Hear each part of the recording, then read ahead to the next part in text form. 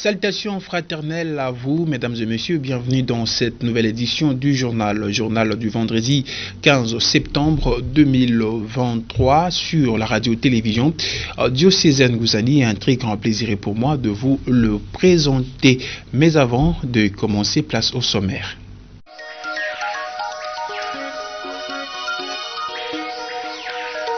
Profession temporaire, perpétuelle, jubilé d'argent et d'or, des sœurs de Saint-Vincent de Paul, servantes des pauvres. La cérémonie religieuse aura lieu à la paroisse Sainte-Thérèse de l'Enfant Jésus de Lukula, sous la présidence de Monseigneur José-Claude Mbimbi-Mbamba.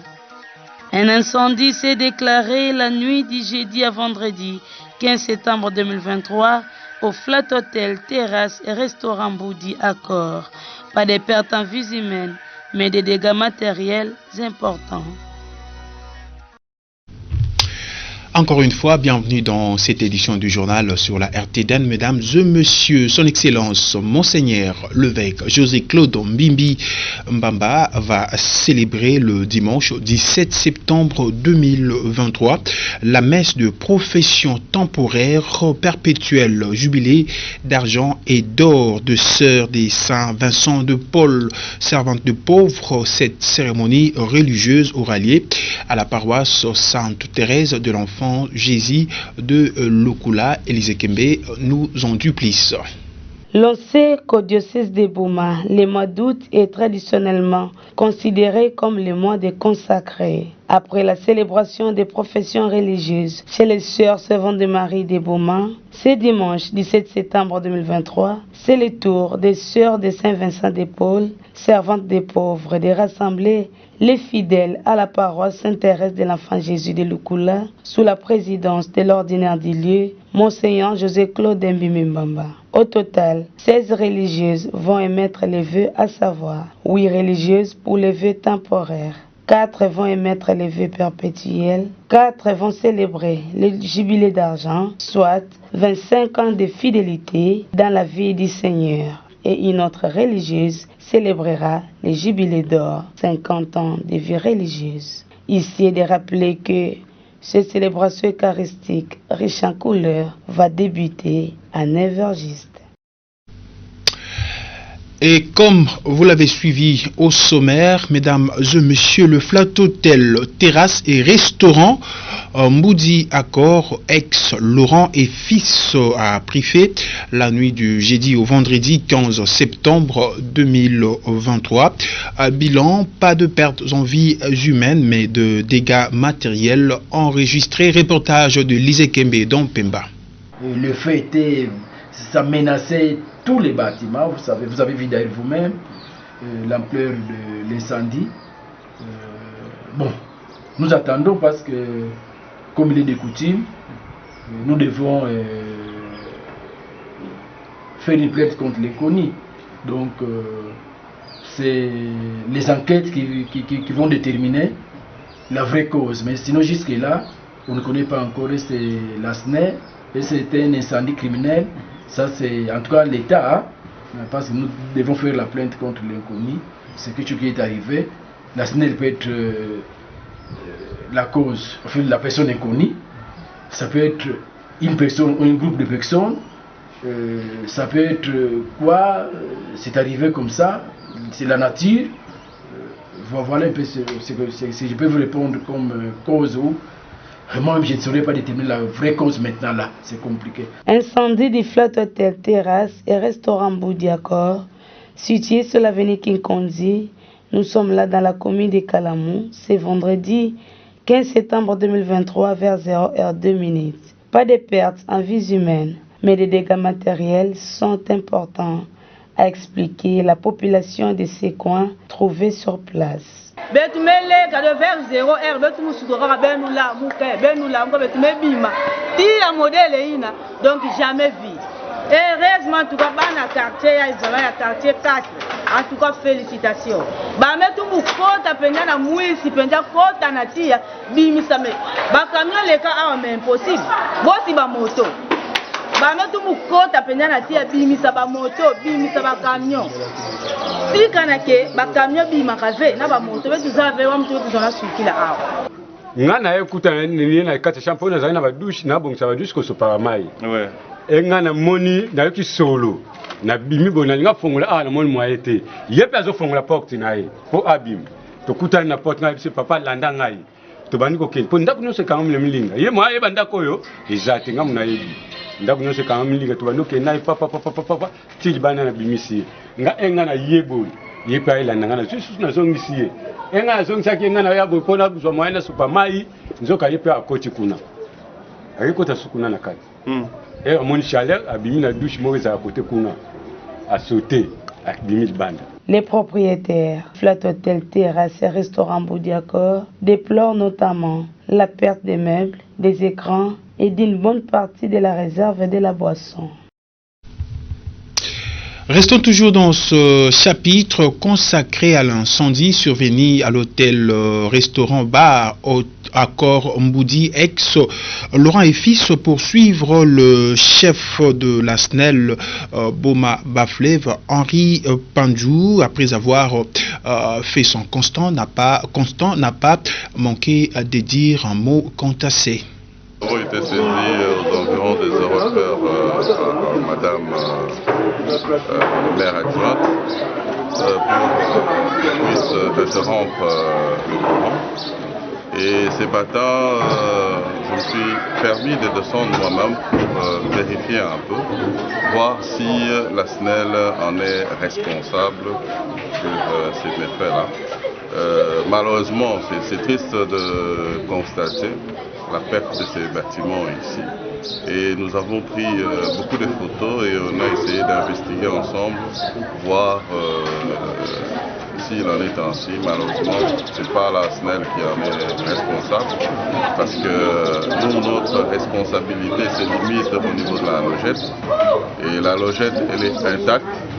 Au-delà de la logette, tel qu'on nous a renseigné, le feu a débuté dans une des chambres où il y avait un client. Donc il revient aux services spécialisés de comprendre le pourquoi que nous avons eu ces feux qui a débuté de ces côtés-là. Donc on peut dire que la SNEL n'en est pour rien, mais toutefois nous sommes là pour coopérer, donner les conseils pour que tel désagrément ne revienne. Déjà, je devrais vérifier auprès de mes services si ils ont le droit d'avoir ces 2 lignes. Comme c'est un opérateur économique, est-ce que le fait d'avoir 2 lignes, il a souscrit normalement ou pas? Et comprendre cela. Donc ça aussi, ça relève dans nos problèmes aussi. Pour nous de vérifier. Changeant de registre à présent, mesdames et messieurs, depuis le lundi 11 septembre dernier, les épreuves de la session ordinaire pour les étudiants de différentes filières qu'organise l'Institut supérieur technique de Boma IST pour l'année académique 2022-2023. Nos reporters se sont rendus sur les lieux ce vendredi 15 septembre 2023 pour se rendre compte du déroulement de ces épreuves. Élise Kembe. Les étudiants de différentes filières qu'organise l'IST Boma, une institution du diocèse de Boma située au quartier ferme, nous sommes là dans la commune de Kabondo, passent leurs épreuves de fin d'année académique 2022-2023 depuis le lundi 10 septembre dernier. Le secrétaire général académique, Dr Abbé Pamphile Maswangilongo, professeur associé, a indiqué que tout se passe bien. Jusqu'ici, aucun incident n'a été enregistré. Mais seulement, comme c'est la fin de l'année académique, les autorités de cet alma mater ont peur que les étudiants aillent en congé de grandes vacances avec les dettes. L'abbé a saisi l'opportunité pour lancer un message aux parents de respecter leurs engagements vis-à-vis de l'IST Boma. Nous avons commencé cette session du second semestre. Nous avons réajusté le calendrier ministériel pour gagner quelques jours parce que entre la fin des examens et le jour de la collation, selon le calendrier ministériel du ministre, on a très peu de jours. Et avec tout ce que nous faisons toujours pour la préparation, nous avons préféré réajuster le calendrier. Donc nous avons commencé les examens le 11 lundi, au lieu de commencer aujourd'hui le 15, conformément au calendrier. Donc nous sommes en train de passer les examens du second semestre. De l'ancienne licence aussi est en train de passer ses examens. Sans oublier la passerelle, seule la passerelle, ils ont cours dans l'après-midi. Donc pratiquement ce sont toutes ces activités qui nous préoccupent. Ça, évidemment, ça a toujours été un problème, les frais, compte tenu aussi de la situation que nous vivons à Boma. Mais d'autre part, nous sommes conscients de cette difficulté des parents, vu la situation de notre ville de Boma, les sociétés qui sont ici. Mais d'autre part, nous demandons seulement parce que l'institut doit fonctionner. L'institut doit fonctionner. Et nous sommes à la fin de l'année. Bien qu'été à la fin de l'année, toujours on ne cesse d'analyser certaines situations humanitaires. Certaines situations humanitaires et puis de faire passer les amours aux étudiants. Mais toujours avec le risque de voir les étudiants s'en aller avec des dettes, comme ça arrive chaque année. Donc nous demanderons aux parents d'être un peu compréhensifs aussi, d'utiliser la procédure que nous avons tracée pour eux, de payer par mois, chaque mois nous avons divisé pratiquement tous les frais en tranches. Donc normalement chaque mois, avec une tranche de 60 000 francs congolais par mois, je crois que ce n'est pas la fin du monde. Alors malheureusement, certains parents accumulent, et puis ça devient très lourd à la fin. Oui, nous avons l'horaire. Nous faisons toujours ça à base de l'horaire. Ici nous avons l'horaire de la licence ancien système, les examens qui sont en train de faire. Et pour le système LMD, nous avons 4 pages ici. L'horaire est là, ça c'est la première page. Nous avons la deuxième page. Nous avons la troisième page. Et nous avons la 4e page. Donc tout est programmé. Aujourd'hui, par exemple, les 15, ils sont là. Tant que nous avons des filières soins généraux, sages-femmes, techniques et laboratoires, gestion informatique et financière, gestion des organisations de santé, chimie, industrie alimentaire, et puis industrie du pétrole et la gestion de l'environnement. Donc, ce que nous faisons toujours pour que les choses soient ordonnées, c'est toujours à base d'un calendrier, d'un horaire que nous faisons, et que nous affichons au valve et que nous publions même sur la page Facebook du secrétaire général. Dans ce même registre, mesdames et messieurs, le président des étudiants de cet alma mater à la personne du révérend père Joseph Baya était abordé par nos reporters pour en savoir plus. Les étudiants sont bien orientés et tout celui qui a des choses qui ne concordent pas avec ce que la direction demande est toujours sélectionné dehors. Voilà, cette discipline-là entre petit à petit déjà dans la tête des étudiants et on s'habitue comme ça. Il n'y a pas assez vraiment de cas parce qu'il y a déjà une orientation dès le début de l'année. Alors avec ça, je pense que ça va. Vous avez vu et vous avez constaté.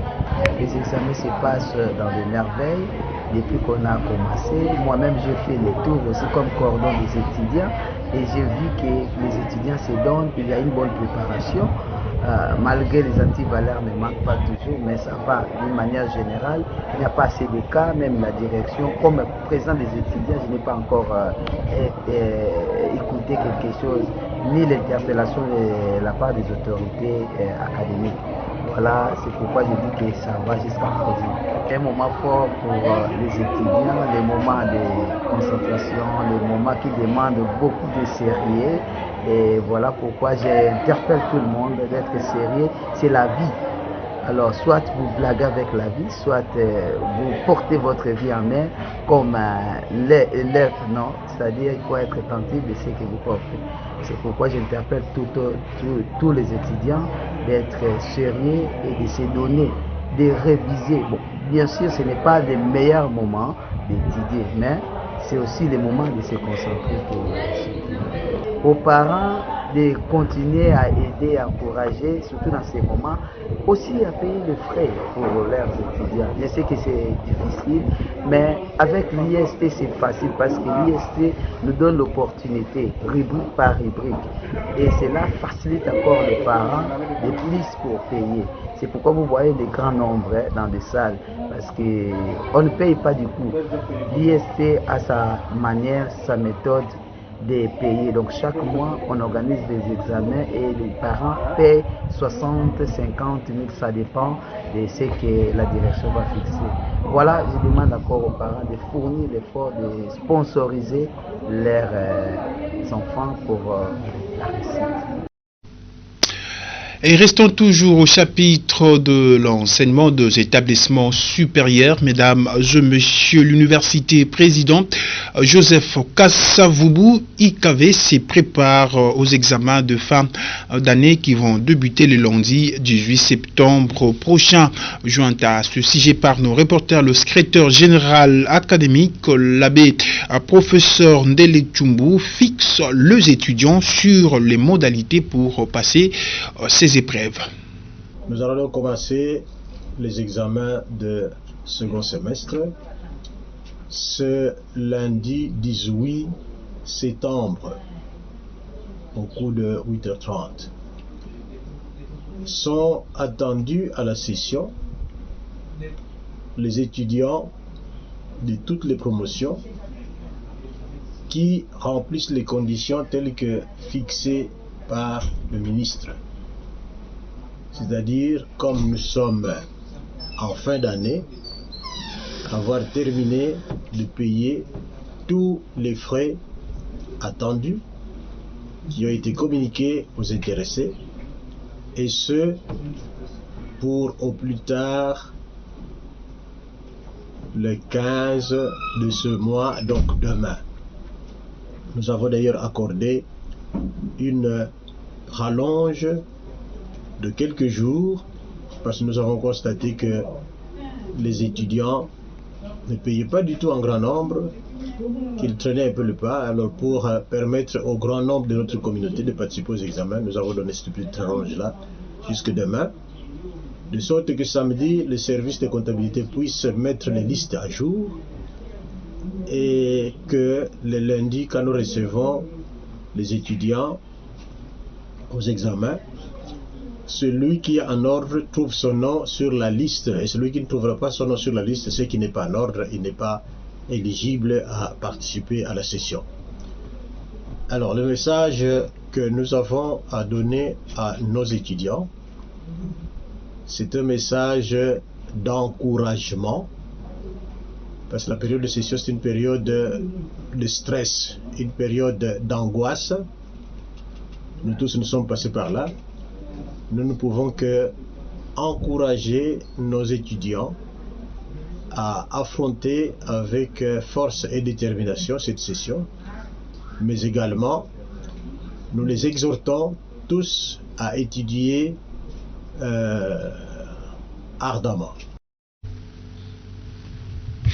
Ouverture ce vendredi 15 septembre 2023 de la session parlementaire qui est essentiellement budgétaire en rapport aux multiples urgences dont le pays fait face. À Boma, Maître Mercure Ontoadi, analyste politique, donne son point de vue. La rentrée parlementaire pour la session de septembre, et cette session est essentiellement budgétaire, mais nous devons dire la vérité parce qu'aujourd'hui les députés ont brillamment échoué. Aujourd'hui nous votons un budget de 16 milliards, mais sur le terrain ça contraste avec la réalité économique que nous traversons. C'est pourquoi nous disons que le Parlement qui est l'autorité budgétaire, mais nous sommes très déçus. Et maintenant, nous voyons qu'il y a vraiment grogne social. Il y a de grèves, il y a de NU qui sont impayés. Et jusque-là, le travail de nos élus ne rassure pas. Et maintenant, pour cette session aussi, nous n'avons rien à espérer parce que comme ils sont là, ils vont être plus tournés à la campagne électorale parce que pour eux, c'est le pouvoir pour le pouvoir. C'est pourquoi la population doit sanctionner aux futures élections parce que le Parlement joue un rôle très important. Aujourd'hui, des budgets fantaisistes. Le régime passé avait un budget de 4 milliards, mais on respirait un peu. Aujourd'hui, on nous pompe un budget de 16 milliards, mais sur le terrain, on est asphyxié. Donc, au peuple d'être vigilant et de sanctionner tous ces élus qui ont participé à la législature qui touche à sa fin pour qu'ils ne reviennent plus aux affaires. Que savoir de l'importance du pouvoir politique dans une circonscription électorale? La réponse avec l'analyste politique Willy Kiadi au micro d'Élysée Kembe. Dans une circonscription électorale dépend d'abord deux élus. Les élus qui sont unis pour défendre les désirata de toute la population. Les élus qui ont un discours, non pas un discours démagogique, pour défendre valablement, homicicle, la population. Et je voudrais parler en deuxième point, ils doivent encadrer la population, mais spécialement la jeunesse. Quand autour d'eux, ce sont des membres de famille, des gens qui ne peuvent pas apporter dans le cadre de lutte, c'est vraiment en vain. Et c'est comme cela que je voudrais citer que ce n'est pas seulement un problème d'intelligence, mais un problème de caractère. Mais qu'est-ce que nous trouvons? Ce sont des parvenus qui sont nommés des gouverneurs, sont des parvenus qui sont nommés des leaders politiques. Et en ce moment, nous souffrons parce qu'ils peuvent avoir des faiblesses sur le plan administratif. Parce qu'une personne formée dans l'administration, qui a suivi beaucoup d'échelons, qui a eu une expérience, il a du caractère parce qu'il connaît de la matière. Un député postulant qui veut devenir député, qui est passé dans le parti politique, qui a une formation, il va avoir du caractère, il va pouvoir se défendre parce qu'il a été formé. Mais qu'est-ce que nous trouvons? Ce sont des parvenus qui sont à la tête. Or, s'il n'y a pas le poids politique, les quotas dans une circonscription comme notre ville sont mis en cause. Et c'est difficile de pouvoir créer des emplois, c'est difficile de pouvoir bénéficier au nom du gouvernement central de bénéfices ou des activités qui peuvent, ou de projets qui peuvent amener la ville au développement. Et c'est comme cela que je demanderai que le discours soit un discours commun pour les électeurs ou un discours commun pour les élus qui seront élus prochainement, pour avoir et pour défendre une seule cause, avoir un seul discours quand il s'agit de défendre la population. Vous voyez que tous nos projets, tous nos soucis sont mis en cause simplement et les députés n'ont pas un discours commun et nous-mêmes, nous n'arrivons jamais à nous réunir quand il s'agit d'une cause. Et c'est là que nous appelons que ceux qui ont ambition de faire la politique puissent passer dans des maisons de formation, dans des partis politiques, non pas seulement à faire des courbettes ou des cultes de personnalité auprès des élus pour bénéficier un t-shirt, pour bénéficier un coca. Et c'est ce qui traînerait le développement de notre ville sur tous les plans, car la politique engage toute la population et la politique engage tout le monde. Et voilà, c'était l'analyste politique Willy Kiadi au micro de Élysée Kembe. Mesdames et messieurs, c'est par cette note que nous mettons en terme à cette édition du journal sur la RTDN. Mais avant de nous quitter, place au rappel de principales articulations.